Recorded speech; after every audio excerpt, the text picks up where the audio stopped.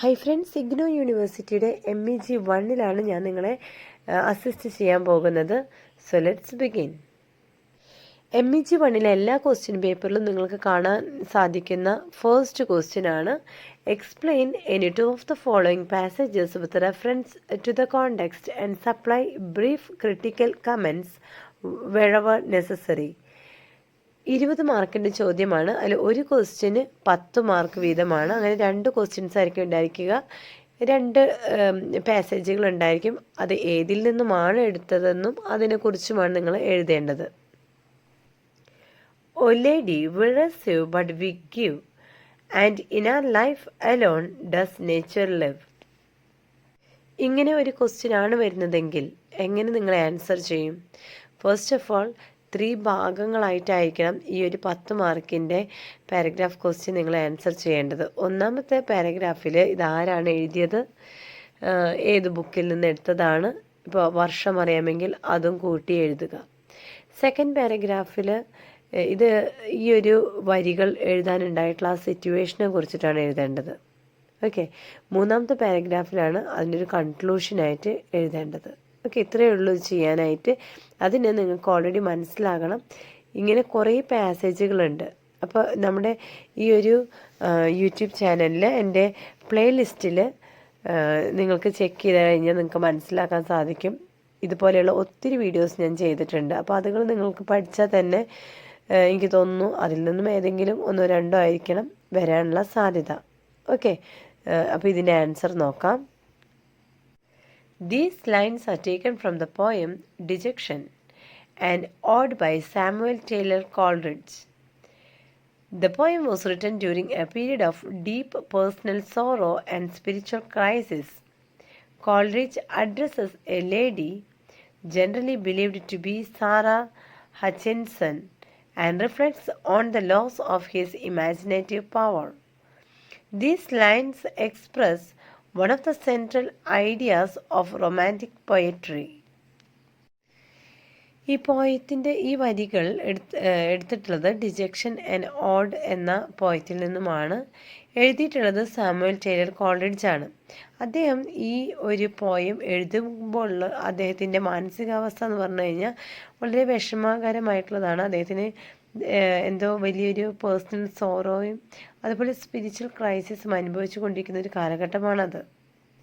അദ്ദേഹം കവിതയിൽ ഒരു സ്ത്രീയോട് സംസാരിക്കുന്നതായിട്ട് നമുക്ക് കാണാം. തൻ്റെ കഴിവുകളെല്ലാം നഷ്ടപ്പെട്ടു പോയ ഒരവസ്ഥയാണ് അദ്ദേഹം ഇവിടെ വിവരിക്കുന്നത്. തൻ്റെ സൃഷ്ടിപരമായിട്ടുള്ള ഭാവനാശക്തിയും അതുപോലെ ആന്തരികമായിട്ടുള്ള അല്ലെങ്കിൽ എന്താ പറയുക സ്പിരിച്വലായിട്ടുള്ള എന്തൊരു ക്രൈസിസും അദ്ദേഹം നേരിടുന്നുണ്ട് എന്നുള്ള കാര്യവുമാണ് ആ സ്ത്രീയുമായിട്ട് അദ്ദേഹം കമ്മ്യൂണിക്കേറ്റ് ചെയ്യുന്നത്.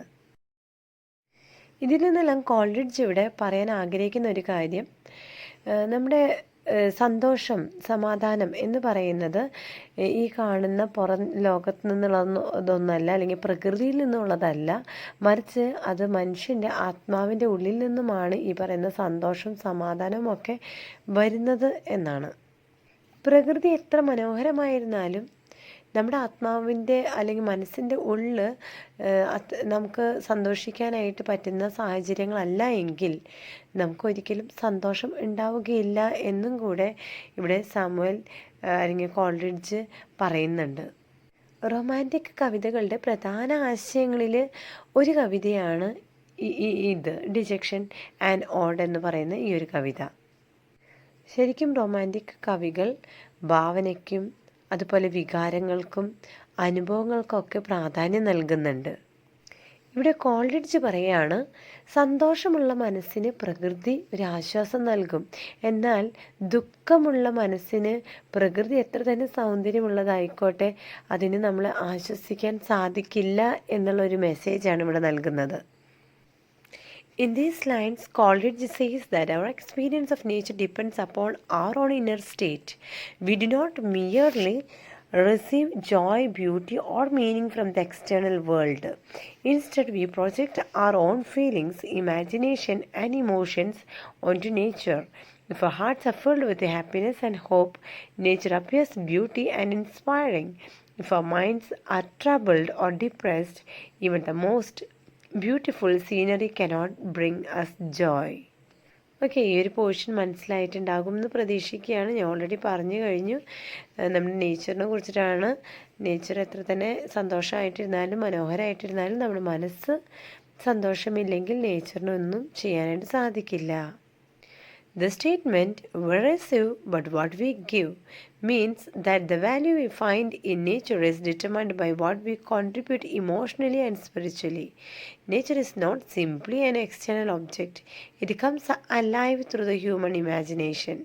The second line, "and in our life alone does nature live," emphasizes that nature becomes meaningful only when it is experienced through the living mind and heart of human beings. ഇവിടെ ഒരു statement ഉണ്ട്, "we receive but what we give."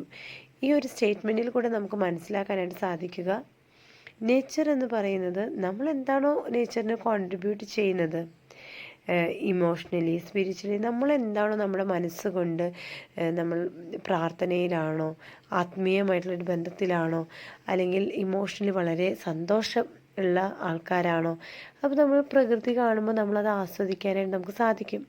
അതേസമയം നമ്മൾ ഭയങ്കര വിഷമത്തിലാണ്, നമ്മളെങ്ങനെ പ്രകൃതിയെ നോക്കി കണ്ടാലും ആ ഒരു ദുഃഖഭാവം മാത്രമേ നമുക്ക് തിരിച്ച് ലഭിക്കുന്നുള്ളൂ. അപ്പോൾ ഇതൊക്കെ ഒരു ഹ്യൂമൻ ഇമാജിനേഷനാണ്. പ്രകൃതിയിൽ പോയിരിക്കുമ്പോൾ നമുക്ക് കിട്ടുന്ന ആ ഒരു ആശ്വാസമാകട്ടെ എന്തും ആകട്ടെ, അത് ഒരു ശരിക്കും പറഞ്ഞാൽ ഒരു ഇമാജിനേഷൻ ആണ്. ഇനി സെക്കൻഡ് ലൈനിൽ ഇവിടെ പറയുന്നുണ്ട്, "and in our life alone does nature live." ഇവിടെ നേച്ചറിന് ശരിക്കും നേച്ചർ അലൈവാണ്, നേച്ചറിന് ജീവനുണ്ട്. പക്ഷേ അതെപ്പോഴാണ് അത് നേച്ചറിന് ഒരു ജീവൻ ലഭിക്കുന്നത്? അത് നമ്മളുടെ മനസ്സുകൊണ്ടും ഹൃദയം കൊണ്ടും എങ്ങനെയാണോ മനുഷ്യൻ നേച്ചറിനെ എടുക്കുന്നത്, നമ്മളുടെ ഹാർട്ടിലോട്ട്, നമ്മുടെ മൈൻഡിലോട്ട് എങ്ങനെയാണ്, നമ്മളുടെ എക്സ്പീരിയൻസുകൾ അനുസരിച്ചിട്ടായിരിക്കും പ്രകൃതിയുടെ ജീവൻ അല്ലെങ്കിൽ നേച്ചറിൻ്റെ ജീവൻ തിരിച്ചറിയാനായിട്ട് സാധിക്കുക. These lines reflect an important romantic belief that imagination is essential to appreciating nature. Unlike the earlier view that nature itself creates joy, Coleridge argues that the human mind actively shapes its experience of the natural world. Since he has lost his imaginative power because of grief and despair, he can no longer experience nature's beauty as he once did. ഇവിടെ ഒരു romantic belief കൊണ്ടുവരുന്നതാണ് Coleridge. Imagination എന്ന് പറയുന്നത് നമ്മൾ imagination is essential to appreciating nature. നമ്മുടെ നേച്ചറിനെ നമുക്ക് appreciate ചെയ്യാൻ കഴിയണം എങ്കിൽ ഇമാജിനേഷൻ എന്നൊരു കഴിവും കൂടി നമുക്ക് ആവശ്യമാണ്. ഇവിടെ നമുക്ക് മറ്റൊരു കാര്യം നമ്മൾ നേരത്തെ കണ്ടു, നേച്ചർ തന്നെ അതിന് നേച്ചറിന് ഓൾറെഡി എന്താ പറയുക, അത് സന്തോഷം ഇങ്ങോട്ട് തരുന്ന ഒന്നാണ് nature. Because it creates it self Joy. ഇവിടെ കോൾറിഡ്ജ് ആർഗ്യൂ ചെയ്യാണ്, the human mind actively shapes it's experience of the natural world. എന്നുവെച്ചാൽ നമ്മളുടെ എക്സ്പീരിയൻസ് അനുസരിച്ച് നേച്ചറിൽ ഉണ്ടാകുന്ന മാറ്റത്തെക്കുറിച്ചാണ് പറയുന്നത്.